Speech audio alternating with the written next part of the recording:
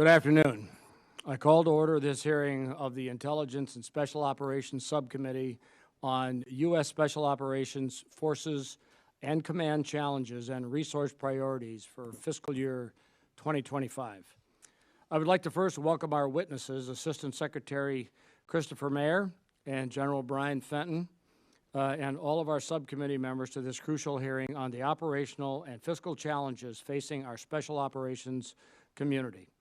I look forward to working with everyone in this room on these important issues and am confident we will discuss them at length throughout this year. Our objective today is to thoroughly examine the alignment of our Special Operations Forces and U.S. SOCOM with the National Defense Strategy. This includes examining the challenges they face, the resources required to surmount these challenges, and their strategic role in the context of great power competition. As the U.S. attempts to shift its focus away from the threats in the Middle East, we are quickly learning that the threats in the Middle East have not shifted their focus away from us. Counterterrorism, addressing violent extremist organizations, and proxy threats are not missions we can wish away, and as our footprint in the Middle East grows increasingly smaller, we will continually rely on our elite special operations community to suppress these threats as we attempt to shift our primary focus to the challenges of great power competition. This is not to say that our special operations community is not engaged in great power competition. Quite the opposite. There was a false notion floating around that the special operations community had their time in the sun and enjoyed a bountiful resourcing, but now it is time for them to take a back seat. This could not be more incorrect.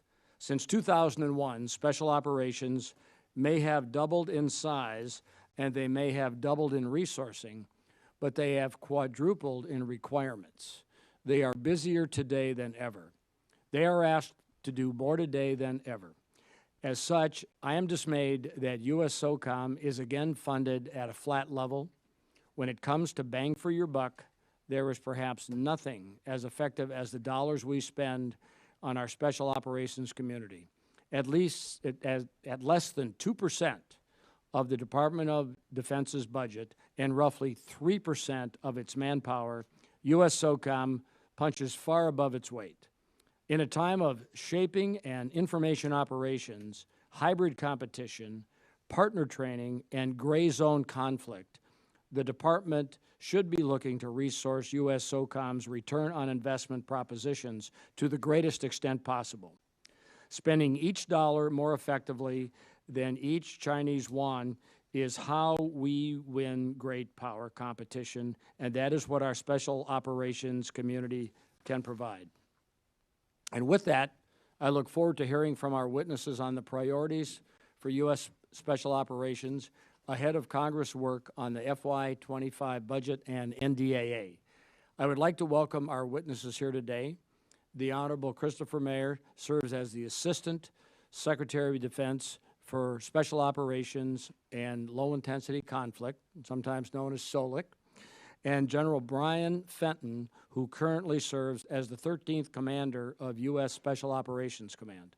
In the interest of time, I ask the witnesses to keep their opening remarks to 5 minutes or less so that we have sufficient time for questions and answers. With that, let me thank our witnesses for appearing before us. And today, I recognize Ranking Member Slotkin for any opening remarks she may have. Thanks, Representative Bergman, Mr. Chairman. I think this is the second time, maybe in history, that two Michiganders have chaired a HASC hearing. Last year, we did the same thing. I think we opened the hearing last year by saying the current global security environment is dynamic. I think it's fair to say that was an understatement. Obviously, we had the attack on October 7th and the ensuing conflict and humanitarian crisis. We've seen what Iran and Iran's proxies have done across the region. We're realizing the real-time consequences of the actions of those malign actors. Not just the threat in the Middle East, but globally with international shipping traffic. In Russia, in Europe, we still have the Russia's illegal and unjust war in Ukraine entering its third year, and obviously the Indo-Pacific and beyond. Chinese Communist Party increasingly using coercive actions that run counter to the international global order. We know that this has your full attention, this whole spread of conflicts. And for over 20 years, we've asked the Special Forces community to focus on counterterrorism and countering violent extremism in places like Iraq, Afghanistan, and whatnot. So I think as a former CIA officer, I have better part of my 20s and 30s working alongside the Special Forces community, both here and in Iraq, and know firsthand the importance of your work. But we want to understand if you have the resources that you need in this very sort of dynamically changing world.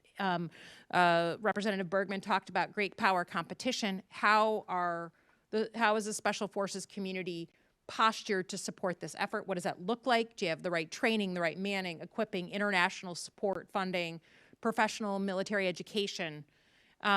Furthermore, we need to make sure we still maintain our eye on that ball when it comes to terrorism, crisis response, integrated defense, deterrence. So look forward to hearing from all of you on that. We welcome you here, and I yield back.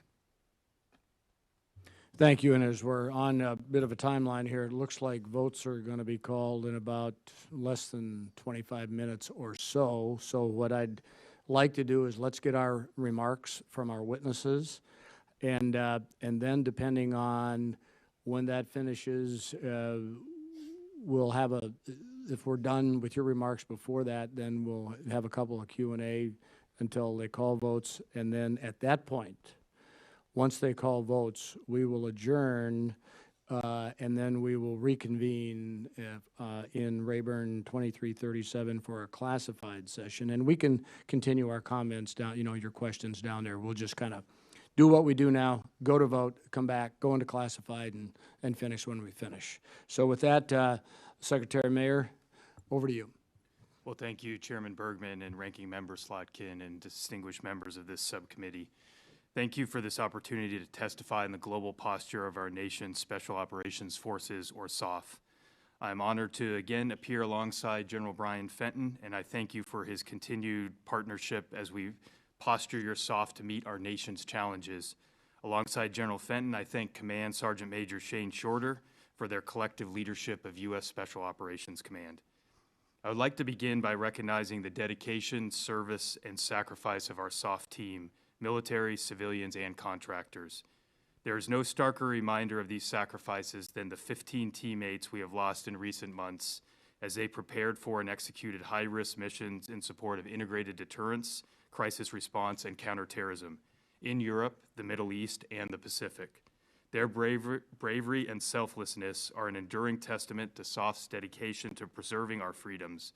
They represent the best of America. Let us forget neither their sacrifice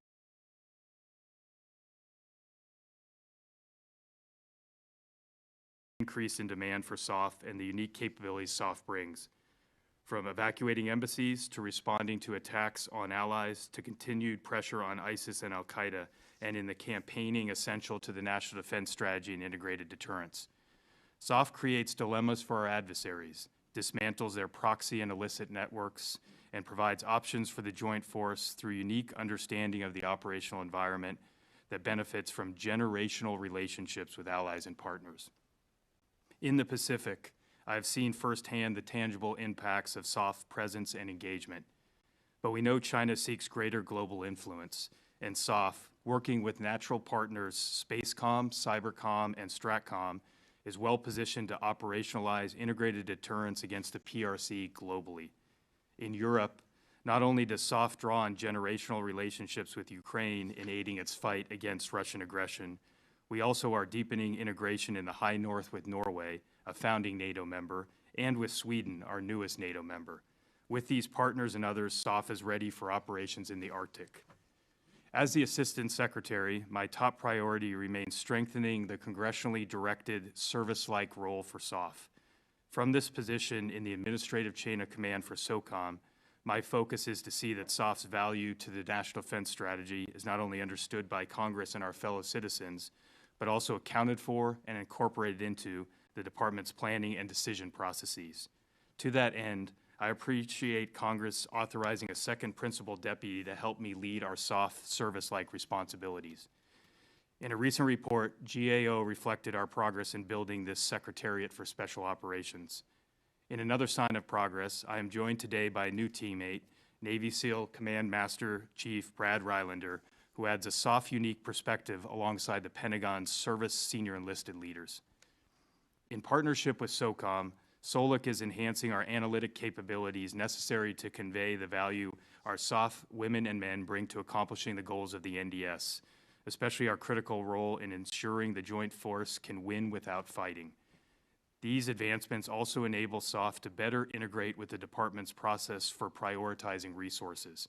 As a key accompanying priority in SOLIC, we have also established a directorate dedicated to SOF's most important asset, our people. It is the people of the SOF enterprise, after all, who make all this work. With the support of Congress, SOCOM continues to tailor the Preservation of the Force and Families, or PODIF, to address challenges for our service members, including in cognitive performance where SOF are leading in combating traumatic brain injury. I also have responsibility within the department for a range of policy issues with a direct impact on SOF, such as information operations, irregular warfare, counterterrorism, counter-narcotics, counter-threat finance, and civilian harm mitigation. SOLIC strives to lead in the U.S. government's policy arena for these issues, and we continue to benefit from the support of Congress, and this subcommittee in particular, with resources, authorities, and advocacy. Together with SOCOM, I am focused on resourcing and readying the SOF enterprise to meet the nation's challenges, be they the well-established mission of crisis response and counterterrorism that protect Americans from harm, or the campaigning and integrated deterrence that aim to prevent future war, or if necessary, to ensure the United States fights from a point of maximum advantage. We do this around the globe in more than 80 countries at any given time and in all domains and environments. Mr. Chairman, thank you for this subcommittee. Thank you and this subcommittee for your partnership and support. I look forward to your questions. Thank you, Mr. Secretary, and General Fenton, you're recognized. Chairman Bergman, ranking member, and distinguished members of this committee, thank you for the opportunity to testify before you today. Joining me is Command Sergeant Major Shane Shorter, a two-time COCOM Command Senior Enlisted Leader with over 3 decades of service in Special Operations. He represents our incredible non-commissioned officer corps that is without equal. Our NCOs stand at the very center of our command, making us the envy of militaries across the world and the object of fear among our foes. Together, we're honored to represent the 70,000 uniformed and civilian members of SOCOM, including 28 international special operations teammates in our interagency team at our headquarters. I'm honored to testify alongside Secretary Chris Maier. His leadership and the SOLIC team's advocacy are vital for the readiness, modernization, and well-being of our force and families. As Secretary Maier mentioned, we lost 15 of our special operations teammates over the last 5 months. They made the ultimate sacrifice, and their selfless acts remind us of the utmost devotion to duty in our formations. Never forgetting our fallen and supporting their families remains our sacred obligation. Our nation faces autocrats and terrorists that threaten our world, from the People's Republic of China to Russia, from Iran to North Korea, and violent extremist organizations. Our adversaries seek to divide and weaken the U.S., our allies, and our partners. The PRC's global coercion, debt diplomacy, cyber intrusions, and aggression are common practice in their pursuit to rewrite the international order. Russia's unprovoked and illegal invasion of Ukraine grinds into its 3rd year with attack on innocent civilians, abductions, and other crimes fueling their objectives in Europe, all while their disinformation campaigns spread chaos across the globe. The DPRK is increasingly belligerent, complicit, and delusional. They support Russia's aggression in Europe. Iran, a longtime malign actor, leverages its proxies, Hamas, the Houthis, Hezbollah, and militias, even more than before, to sow instability in the Middle East, while al-Shabaab, al-Qaeda, and ISIS still seek to threaten our homeland and interest abroad. To combat these threats, your SOCOM team delivers asymmetric and asynchronous advantage for DoD through our enterprise priorities of people, win, transform. Our people the competitive and comparative advantage. Your special operations attract the most talented men and women, driven to solve the most complex problems in politically sensitive and contested environments. And with them, we win by asymmetrically deterring our adversaries, tearing apart violent extremist organizations, and rapidly responding to crisis. To be clear, DoD's main effort, integrated deterrence, is SOCOM's main effort. Since 1942, your SOF have accumulated 6 decades of strategic competition experience, now combined with over 2 decades of hard-earned combat experience in the global war on terror. And these 8 decades make your special operations tailor-made for this era, providing integrated strategic options to prevent great power war, winning before conflict, simultaneously preparing the environment to ensure the joint force prevails if conflict occurs. Those 8 decades highlight that integrated deterrence and strategic competition are in our DNA. Always has been, always will. Added to this, your SOCOM team preserves strategic focus on the pacing challenge and the acute threat, because it's our duty to maintain exquisite capabilities to degrade violent extremist organizations, denying them their goals, while continuing to rescue U.S. citizens and diplomats anywhere in the world. Our final priority is transform, to address the rapidly changing environment and character of war. We start with our people, enhancing warfighting performance and education, then wrapping technology around them, like AI and uncrewed systems, to solve problems for the joint force via agile innovation. With Congress as the architect of Special Operations Command in 1987, we are thankful for your foresight, leadership, and continued support. And to those listening today considering service to our nation, know the profound sense of calling, purpose, and fulfillment those serving in uniform share. Service in our military is unparalleled. Within our ranks, you will meet people from every background and every walk of life. If you want to serve in jobs like cyber, intelligence, operations, and more, join our ranks. We appreciate being here today. Thank you, and I look forward to taking your questions. Thank you, General Fenton. Since they haven't called votes yet, we're going to just continue to move forward. I'm going to reserve my questions until the end, so Ranking Member Slotkin, in an all-Michigan effort here on the dais, go for it. Great.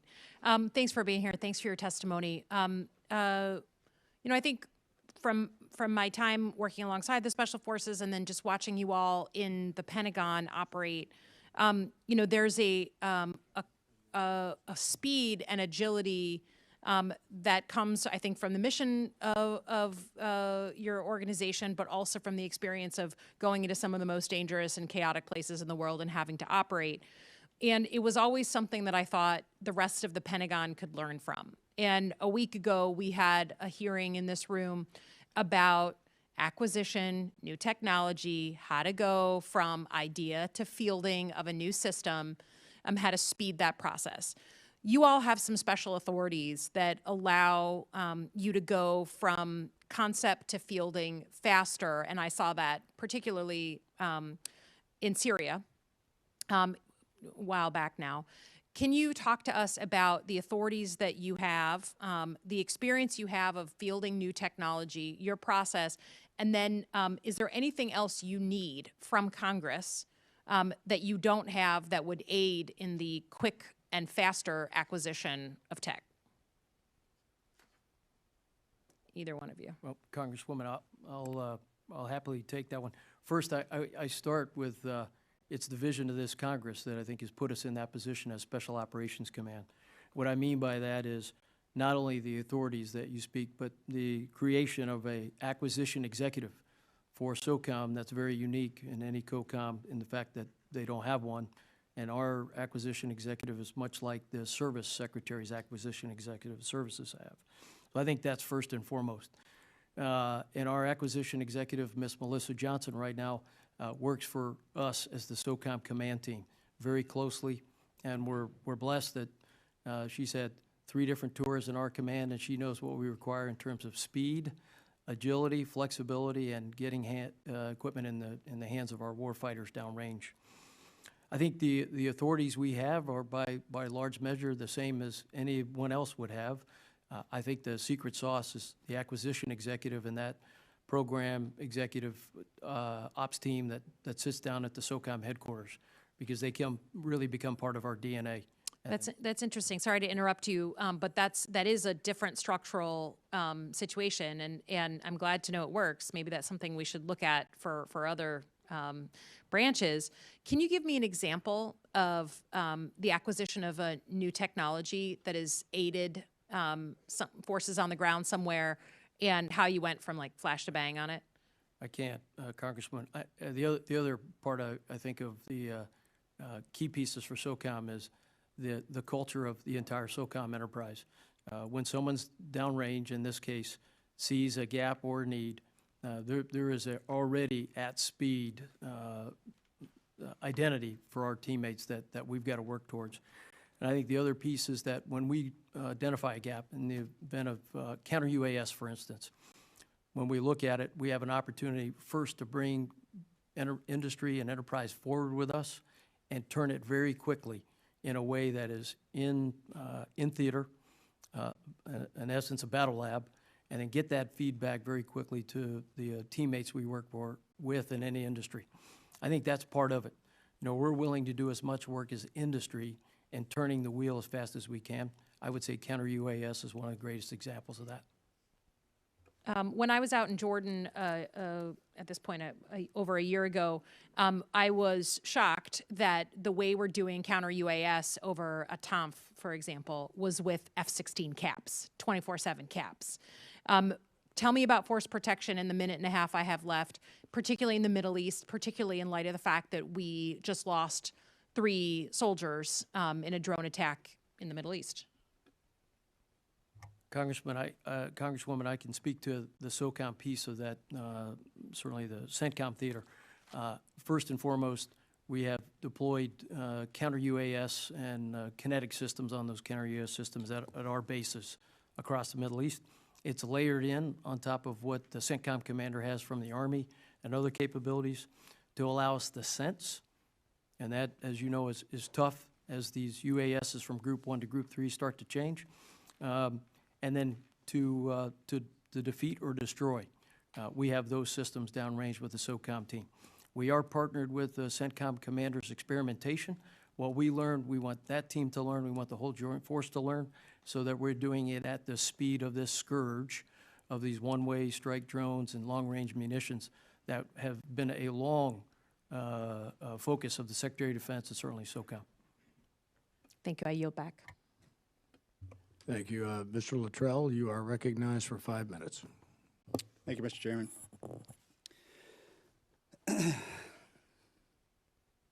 I'll shift gears a little bit. I'm very focused in on cognitive and physical well-being of our forces, especially across the board, but special warfare community, you know, they have a tendency to take it to a whole different level. And I believe personally, this may be because I haven't been read in the past couple months, that there's a miss between the time that an individual enters into our programs to the time they exit our programs, and how we're following that individual through their, if you will, their cycle or their career. Because there is a huge gap from when an individual leaves the military. As a researcher before I came here, I was dealing with injured brains and bodies. I'd have a special warfare guy or girl come up to me and with no documentation on what they went through from start to finish, unless they chose to walk into medical and say, hey, I've got this going on. And that's a huge problem. And when it comes to SOCOM, as Ms. Larkin said earlier, we have the ability to move dynamically in any direction, which means we absolutely have the ability to problem solve for our men and women in our community. Because I'm sure you guys and gals in the room had people come to you, hey, tell me what Ranger School's like. Tell me what it's like going through Hell Week. What's Air Assault like? What's Airborne School like? And there's kind of different variations, right? Let me tell you from a guy that was in the special warfare community who's sitting out in the real world, get ready. It sucks. You're going to be chasing what you've been working on your entire life, and there's nothing on the outside that compares to what you're in right now. And it is my belief that we can do a better job of offloading our men and women from that bullet train that they're riding on. There's no stopping at the station. We onboard every single day. Every single day you're in the special warfare community, you're working your ass off to be better. And the second it's time for you to leave, you jump off that train and that bastard keeps going and nobody's looking back and you're alone. That's the truth. So from start to finish, when somebody enters into our program, we have to do baseline assessments, cognitive and physical assessments. We have to track their journey after every deployment. We have to make sure that we document. We have to make sure that we're listening. We need to do that in SOCOM because I'm trying to get the VA to do it. The VA is such a big machine, it's taking forever to create the process. But SOCOM can do that because if it happens in SOCOM, it trickles down into the mass. So my question is, where are we when it comes to the well-being of our force? Are we learning from other countries with soft communities on what they're doing to prevent cognitive physical declines after the fact? Mr. Mayor, we missed the opportunity to chat the other day, so I'll open that with you if you don't mind. Congressman, thanks very much for the question. I think to answer your question, where we are is we're much more aware of what you just articulated than probably we were 5 years or when you were serving. With a couple concrete examples, we talk about POTIF all the time in the context of SOCOM because it is such a unique set of capabilities, and the continued emphasis and growth on the cognitive piece, I think, is a key part of that. But this transition out of the military from being part of a team and particularly in the special warfare community, as you're talking about, to being by yourself without a lot of the resources and community there, I think is something we're increasingly addressing by looking holistically. A lot of these answers are not going to be sponsored by the federal government or even sponsored by the Department of Defense. Bring in benevolent organizations that are going to be committed to tracking individuals in addition to those small communities of people, I think is how we're going to need to continue to look at this. I think General Fenton will undoubtedly have more he'll want to bring to this, but I think what has changed even in my time just in this role of less than 3 years is how much more we're putting on the cognitive side of things. Both perspectives, both kind of the psychological and spiritual piece as we think about our current folks that are in the force, but then what happens to folks when they leave. The scourge of suicides after folks leave is something that we've not been particularly good at getting at, and I think that's something that continues to very much be a focus for us as we really struggle in some respects to get at the bottom of what's making some of these problems so intractable. Congressman, I'll add first, as I mentioned in the opening statement, we've got 80 years of special operations, and I think it's only really been the last 10 years where we're starting to get our arms wrapped around this in the way that you described through the POTIF program, and we're very grateful to this Congress for all the money that goes towards that and the resources to make us a performance-based organization in the way we are through the 5 pillars, physically, all the way to social, spiritually, behaviorally, and cognitively. I think in that light, we're better off than many our global soft partner nations across the world, yet we still want to learn from them. They do have some practices, some experiences we don't, and we inject that in, and we share back with them all the things we have, and I think that makes for a winning combination. The other thing we're doing is we're certainly working with folks outside, even in our own nation, outside the government, folks like the NFL and many of organizations that have seen certain type of injuries either before or during that profession that we want to learn from. Because I think to add to who SOCOM is, as you mentioned, we're also incredibly hungry to always get better. So I think that there is still a lot of work to do on suicide, brain health, many others. But we're blessed. We've got a great start based on POTIF in this Congress, and we're committed to that. All right. Thank you. Thank everyone in the room for your service.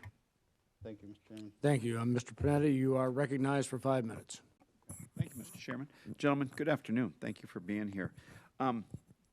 I think, obviously, you're familiar with the fact that third group special forces were assigned to Africa to support operations in EUCOM, I guess is what's happening now.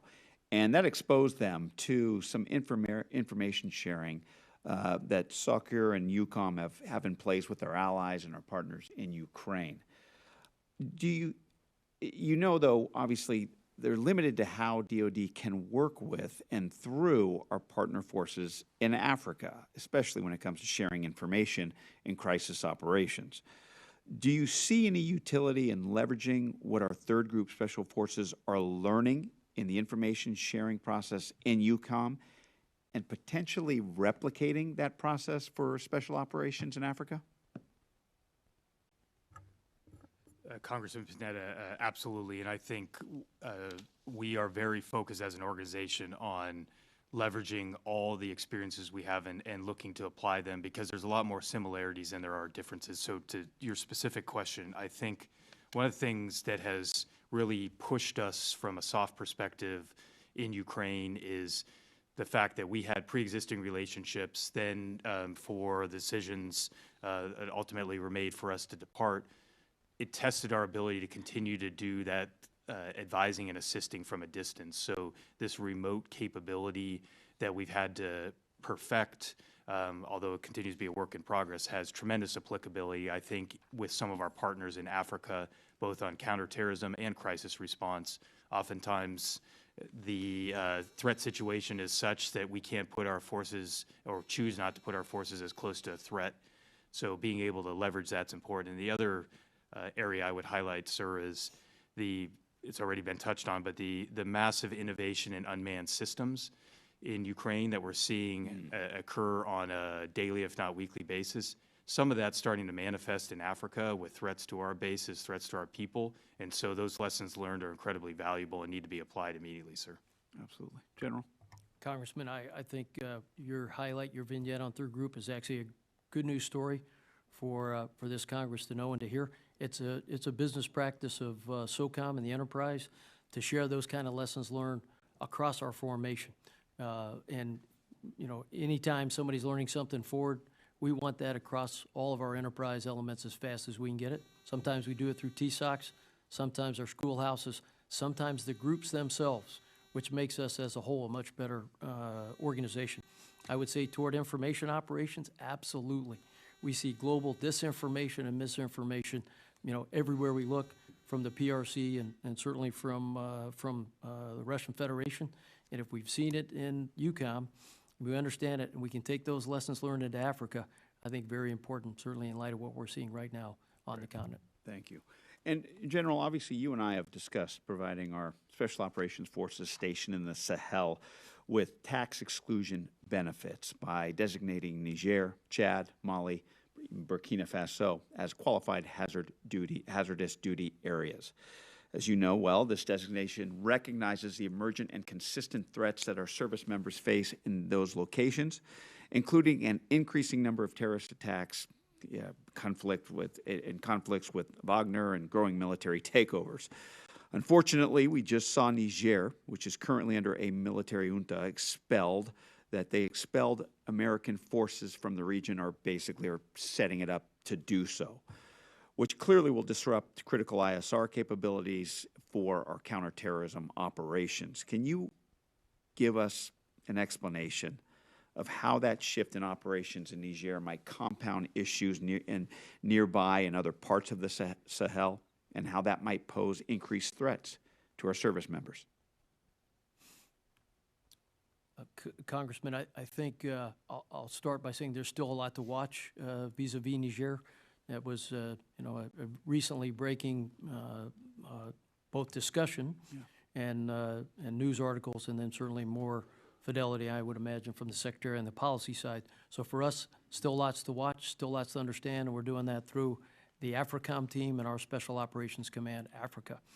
I think in general, anytime we detach from or lose a partner in that region, it's a challenge at keeping our, if this were to be the case. It gives us less insights, indications, and warnings into what any of the groups that are there, terrorist or ne'er-do-wells or potentiality in the Russia PRC piece, are doing or thinking about towards the U.S. and towards partners and allies. So still lots to watch there. We're still working with our SOC Africa team and the AFRICOM team to figure out how this goes. But you can count, first, if anything happens, it will always be credible, disciplined, and reliable from your special ops teams, and we'll continue to watch this go. I don't doubt that, and just know that we're watching it too here very closely. And if there's obviously anything that we can do to continue to highlight the fact that that's more and more going to be an unfortunately hazardous area, we're here to support their troops. Thank you. Thank you. Thank you, Mr. Chairman. I yield back. Thank you. Dr. Jackson, you're recognized for 5 minutes. We're going to push forward here so that Corey you go next, and then we'll break for votes. Thank you, Mr. Chairman. Thank you as well to Secretary Maier and General Fenton for being here today. Appreciate y'all's time. I have a question here, but I'm going to do a little bit of lead up here just for the record. But without a doubt, one of the sharpest tools in the American war chest is our Special Operations Forces. Highly trained, highly competent, and highly motivated, these silent professionals frequently perform our country's most critical, non-fail missions when there are no other options or alternatives available. Right now, we are confronted with a recruitment and retention crisis for the military. While I want to help be part of the solution for that, it is clear to me that the solution we are looking at for is not to poach soft personnel to fill other unmanned positions. It's absolutely imperative that we do not allow the larger recruitment challenges facing our military to impact Army Special Operations units or Special Operations Forces overall. As we face the reality of shrinking defense budgets and possibly more missed recruiting goals, cutting specialized personnel and their unique capabilities from this force is not just strategically short-sighted, but also undercuts any strategy to compete with and deter malign revisionist states like China, Russia, Iran, and North Korea.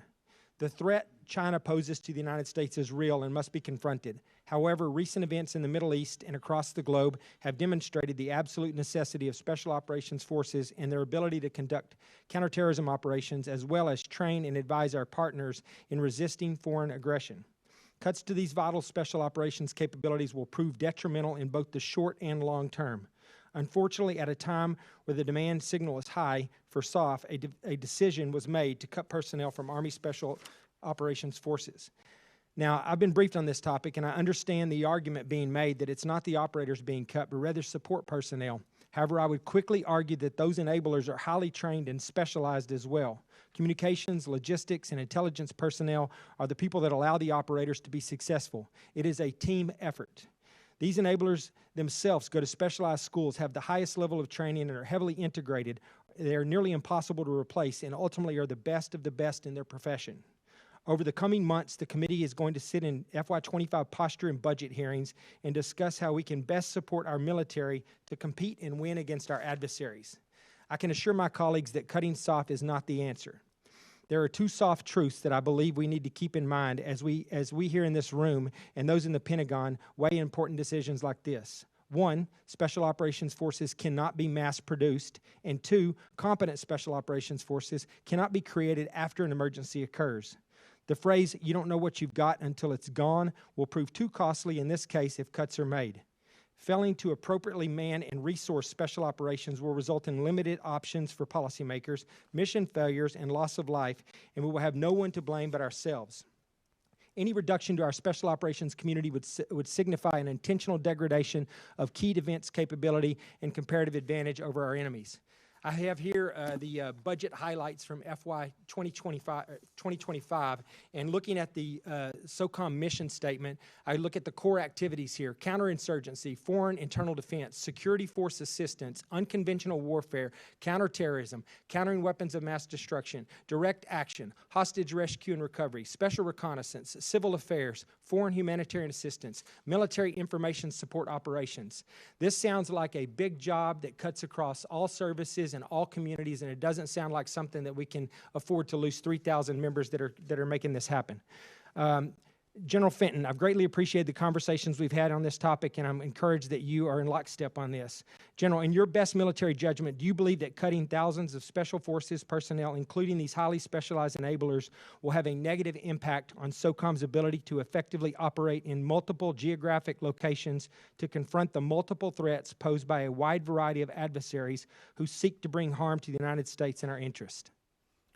Congressman, a couple thoughts on this, and I appreciate the office call we've had last week talking about this.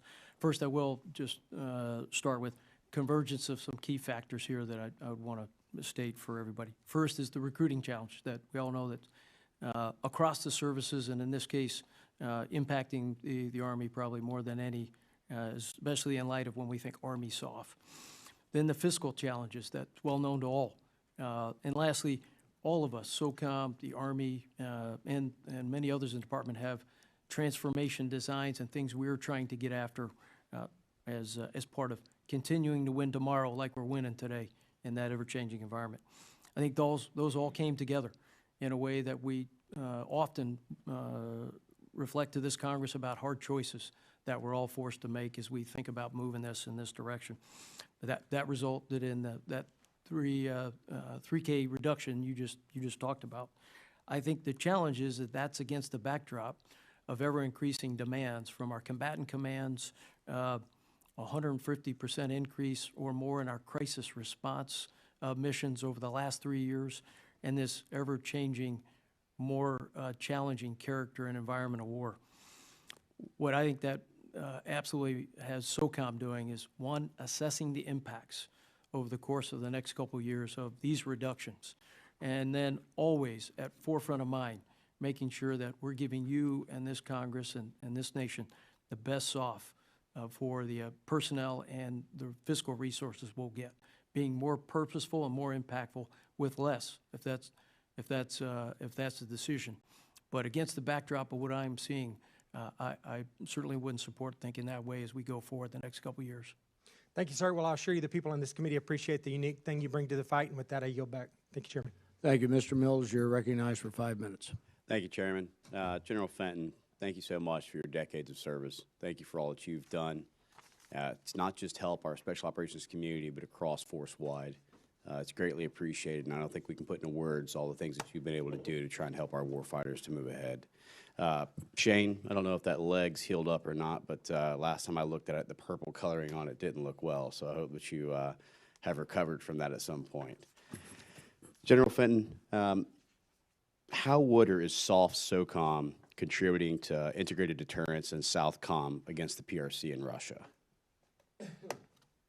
Congressman, I'll start by saying, against the backdrop of preventing great power conflict, and I'll give a sense of that, certainly preparing in the event that one were to come, and then always enabling any joint force opportunities to prevail. Taking that down to Southcom, I think first it starts with our Theater Special Operations Command, Special Operations Command South. It is the supported element for the Southcom commander in this vein. And across the venue of, first and foremost, thickening and strengthening partners and allies in that region who want to, first and foremost, be associated with special operations. And the 20-plus years of hard-earned experiences, as you know very well, and then the 80 or the 60 years before that of strategic competition. We are a teammate of choice in the Southcom AOR. But then they also want to get a sense of our capabilities, the type of equipment we use, and I would add that to that list. On top of that, it would be exercises in that region to show we are there, we care, and all of that assures partners and allies in that region just how important they are to SOCOM and certainly to the Southcom team and the U.S. team. Happy to talk more detail, exact operations in a closed session. Yeah, I appreciate that. Just kind of staying on that same thread of Southcom, what is U.S. Southcom kind of demands for SOF when it comes to gray zone activities? Congressman, in the beginning, it is about being somewhere and placement and access. And I think that starts certainly through the lens of the partners we have in the region, many of them for decades that have been aligned with special operations and certainly SOCOM and then Southcom. Second, it is looking at the world through the very SOCOM-esque pair of glasses, the way our teammates do downrange, and coming up with challenges and dilemmas for adversaries, in this case the PRC, that has presence in that region through diplomatic, economic, and other auspices, and given opportunities and advantages back to Team Southcom, Team Democracy, Team USA. I can get to some more of the particulars in a closed session, but those would be the two things that come to mind. I appreciate that. You know, General, one of the things that's concerned me and Secretary is that we know the geopolitical alignment of Russia, China, Iran, North Korea. We've seen the malign activities and forward aggression through the now more accessible funds that's been available through the Biden administration, not only the $10 billion in fungible assets, but also the amount of oil exportation that has increased as a result of not holding the proper sanctions on them. That's well understood, and we've seen this for 20-plus years operating throughout the Middle East.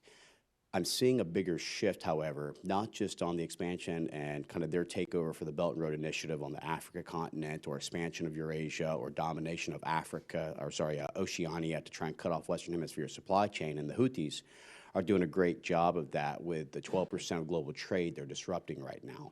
And we know that part of that's the emboldenment that they felt when they were delisted from the terrorist organization under this administration. My fear now, though, is how they prop themselves up in our own hemisphere. What we're seeing with the Chavez of Venezuela, Pedro in Colombia, what we're seeing now with the joint training base and operations in Cuba, what we're seeing with the destabilization in Haiti, what we're noting with Russia and PRC involvement in DRC and other areas for economic coercion. Do we have any type of a strategy or acknowledgement of what they're trying to do in our own hemisphere that we could try and use to prevent this?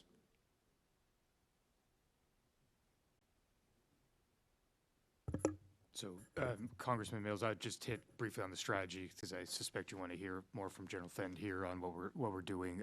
The short answer is yes. I think there's actually a dynamic in which Southcom, as a force-limited theater, has to rely more on SOF because it doesn't have large platforms, doesn't have the rotations that come through. So I think that puts us in a position of where we are able to go, some cases more broadly, at the PRC networks that are built there because we think from a network-centric approach. So we see illicit transactions as not individual activities, but part of a broader enterprise. And I think we have the strategic direction we need. The real challenge becomes actually executing that with limited forces. And I think SOC South, our SOCOM component that works in Southcom, has been at the forefront of that for General Richardson and Southcom. Congressman, I would say if you're thinking the adversary, I think for the PRC, they've laid it out pretty clearly in their China Dream 2049. They want to they want to be the global leader. They want to bend the rules-based order in their own image and likeness. I think they want to make sure that economically, diplomatically, military, and many others, that they are the preeminent power. I sense that they're looking to do that in all those regions and aggregate those gains with their diplomatic coercion and predatory behavior, and even at some point use of private security companies that we're really calling parasitic sham corporations, because we know what they mean. They mean nothing good for Southcom or CENTCOM or AFRICOM. And I think that and more, certainly the PRC wants to. Well, I want you to both know, and I appreciate it, Mr. Secretary, I appreciate it, General, that any and all resources and assets that we can give you to help you to be stronger in your achievements of your goals, you have my absolute support. So thank you again, Mr. Chairman. I yield back. Thank you. Well, it's time to just about to head to votes here, but I'll just make a statement as we end the unclassified portion of this. SOCOM cannot be viewed by anyone as a bill payer when it comes for forces, resources. That's not the right answer going forward to create the environment of deterrence and the execution of elements of operational plans when they need to be executed quickly. So just know whatever we can do, and you've heard it on both sides here, that we're going to do what we can to make sure that that bill payer status does not happen. So with that, this hearing is now adjourned. We will reconvene in Rayburn 2337 for a classified session immediately following votes, probably somewhere in the neighborhood of around 5:15 or 17:15. I won't give it to you in Zulu time. I don't want to confuse too many folks. But with that, this hearing is now adjourned.